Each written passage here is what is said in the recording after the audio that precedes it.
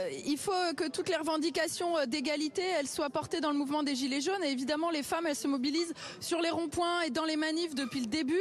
Et là, aujourd'hui, on a fait une grande mobilisation unitaire avec, oui, toutes les féministes qui soutiennent les Gilets jaunes et tout le collectif 8 mars, notamment le 8 mars 15h40, qui soutiennent ce mouvement social qui est exceptionnel. Notre mouvement des Gilets jaunes, c'est toutes les gens révoltés qui n'en peuvent plus dans leur vie, qui ont besoin d'exprimer leur colère et surtout de dire à Emmanuel Macron que maintenant, il faut qu'il écoute les gens du peuple qui crèvent et qui sont en train qui ne peuvent plus vivre, quoi. Et les femmes, on est en première ligne dans ces causes-là.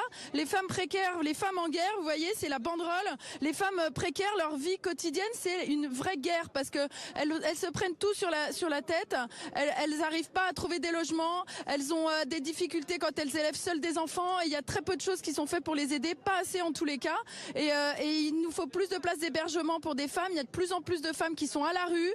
Toutes les femmes qui subissent la prostitution aussi, qui se retrouvent prises dans des réseaux. Il n'y a pas assez d'argent mis sur la table par le gouvernement, par l'État pour vraiment soutenir les femmes et qu'elles soient enfin à égalité.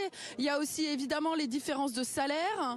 Il y a tout un tas de choses à mettre en place concrètement pour lutter aussi contre les violences sexistes et sexuelles. On demande 1 milliard pour les associations pour concrètement aider les femmes à être soutenues et à pas subir les inégalités comme c'est le cas aujourd'hui. Donc oui, le mouvement des Gilets jaunes, aujourd'hui, c'était une journée spéciale femmes suite au 8 mars. Chaque semaine, c'est une nouvelle lutte qui est portée aussi. Et chaque semaine, on se renouvelle et on continuera jusqu'au bout, jusqu'à ce qu'Emmanuel Macron comprenne qu'on veut rénover aussi la démocratie et le système politique. Et ça passera aussi par la place des femmes dans la société.